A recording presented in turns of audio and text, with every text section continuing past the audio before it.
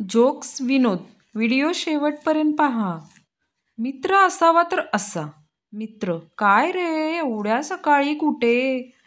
मी: morning walk करतोय भाय. मित्र: ह्या गल्लीत जा, शॉर्टकट आहे. गण्या आपल्या बायकोला पत्र लिहितो. या महिन्यात पगारऐवजी 100 किस पाठवतोय. बायकोने उत्तर दिले: तुमचे किस मिळाले, हिशोब पाठवते. दूधवाल्याला 2. चिंटूच्या सरांना 7 द्यावे लागले. भाजीवाला 7 मध्ये तयार नव्हता. घर मालक रोज 7-8 घेऊन जातात. तुम्ही काय काळजी करू नका. 30-40 अजून बाकी आहेत. या महिन्याचं भागून जाईल. गावात वीज येणार असल्यामुळे सगळे लोक नाचत होते. यात एक कुत्रा पण नाचत होता. लोकांनी विचारलं, तू का खुश आहेस? त्यावर कुत्रा म्हणाला, वीज येईल तर खांब पण लागतील ना. एक मुंगी घाईत जात असलेली पाहून दुसऱ्या एका मुंगीने तिला विचारलं, अगं कुठे चाललीस एवढ्या गडबडीने? पहिली मुंगी म्हणाली, अगं हॉस्पिटलला चालले. दुसरी मुंगी, का, काय झालंय? पहिली मुंगी, अगं हत्तीदादा आजारी आहेत ना, त्यांना रक्ताची गरज आहे. मी रक्त देऊन येते. झंप्याच्या डायनिंग रूम मधील छत गळायला लागले. प्लंबर: तुम्हाला कधी कळालं? झम्या: काल रात्री माझं सूप 3 तास झालं संपेना तेव्हा. बंडोपंत: तुम्ही मला फसवलं. दुकानदार: का हो, काय झालं? बंडोपंत: म्या परवा तुमच्याकडं रेडिओ विकत घेतला. त्यावर लिहिलं होतं की ह्या मेड इन जपान हाय. मला वाटलं की खरंच इंटरनॅशनल रेडिओ आहे. दुकानदार: बरोबरच आहे की. बंडोपंत: मात्र सुरू केल्यावर तो म्हणतो की ऑल इंडिया रेडिओ हाय म्हणून. भारतात सध्या 4 प्रमुख समस्या आहेत. लोकसंख्या, भ्रष्टाचार, महागाई आणि सर्वात मोठी समस्या तरुणांना प्रत्येक आठवड्यात होणारी अगदी खरे प्रेम. एक बाई दुसऱ्या बाईला विचारले. पहिली बाई: तुम्ही गहू कसा आणला हो? दुसरी बाई: पिशवीतून आणला. पहिली बाई: तसं नाही हो, कोणत्या भावाने आणला? दुसरी बाई म्हणाली, चुलत भावाने आणला. लेंडारे आणि पेंडारे बऱ्याच वर्षांनी एकत्र भेटले. पेंडाऱ्यांनी लेंडाऱ्यांची चौकशी करताना सहज विचारलं, काय हो, तुम्हाला मुलं किती? 14. बापरे, 14 मूल? सरकारी कुटुंब योजनेवाले कधी आले नाहीत का घरी? आले होते ना, पण त्यांना वाटलं की इथं शाळा भरली आहे, मग गेले परत. बाई, तुमची कमाल आहे. न घाबरता तुम्ही त्या चोराच्या मुस्काडीत मारली. तो चोर आहे हे मला नंतर कळालं. मला वाटलं आमचे हेच आहे. पुणेरी झटका. एक माणूस पहिल्यांदा पुण्यात येतो आणि एका पुणेरी माणसाला विचारतो, अहो, इथे शनिवार वाडा कुठे येतो? पुणेरी माणूस: हे पहा, इथे शनिवार वाडा येत नाही, तुम्हालाच तिथे जावे लागते.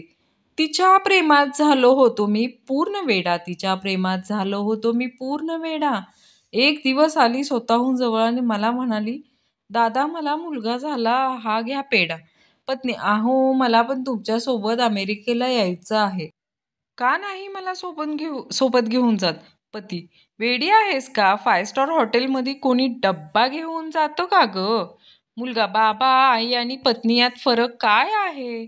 वडील: एकदम सोपे. जिच्यामुळे आपण एवढ्या मोठ्या जगात रडत रडत येतो, ती आई, आणि जी पुढेही जीवनभर आपण रडतच राहावे याची व्यवस्था करते, ती पत्नी. प्रपोज करण्याची नवीन पद्धत. मिकू, तुझं नाव गुगल आहे का? चिंकी: नाही का? मिकू: जे शोधत होतो ते सगळं तुझ्यात आहे म्हणून विचारलं. चिंगूच्या कॉलेजचा पहिलाच दिवस असतो. फॉर्म भरण्याचं काम सुरू असतं. सगळे रकाने भरता चिंगू कायमचा पत्ता या रकान्याशी थांबतो. थोडा विचार करतो आणि लिहितो, कायमचा पत्ता facebook.com. चौखुरे गुरुजी: 1869 साली काय झालं? नन्या: गांधीजींचा जन्म झाला.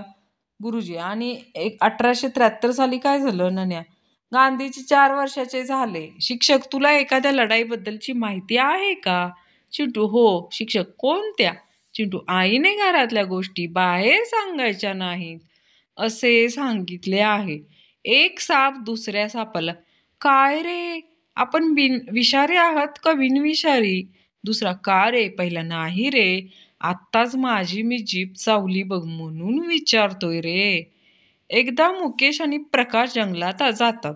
अंधार होतो आणि मुकेश टॉर्च लावतो. धप असा आवाज येत होतो. का? कारण की टॉर्च लावल्यामुळे प्रकाश पडतो. एक मुलगा त्याच्या प्रेयसी सोबत झाडामागे बसला होता. समोरून एक वृद्ध माणूस येतो आणि त्याला मुलाला विचारतो, काय रे, हीच का आपली संस्कृती? मुलगा म्हणतो, नाही आजोबा, ही तर जोशांची पल्लवी. अशा मजेशीर गोष्टी भारतातच होऊ शकतात. 10-20 वर्षापूर्वी वडापाव 1 रुपया आणि एस.टी.डी कॉल 7 रुपये होता. आणि आता वडापाव 7 रुपये आणि एस.टी.डी कॉल 1 रुपया झालाय. एकदा एक तरुण हॉटेलमध्ये जातो. त्याला तिथला वेटर विचारतो, साहेब काय आणू, साधा डोसा, मसाला डोसा की पेपर डोसा?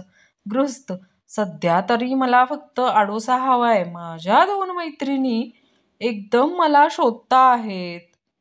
एकदा एक मुलगी मोठ्या डॉनवर केस करते आणि ते डॉनला समजते. डॉन खूप चिडतो आणि त्या मुलीच्या घरी जाऊन बंदूक दाखवून तिला धमकी देतो की केस मागे घे, नाही तर मारून टाकीन. मग काय होणार होतं? मुलगी जाते, ड्रॉवरमधला कंगवा घेते आणि केस मागे घेते. पत्रकाराने एका जखमीला विचारले, जेव्हा बॉम्ब पाडला तेव्हा तो फुटला होता का? जखमी रागाने म्हणाला, नाही. बॉम्ब रेंगत रेंगत माझ्याजवळ आला आणि प्रेमाने म्हणाला, धप्पा.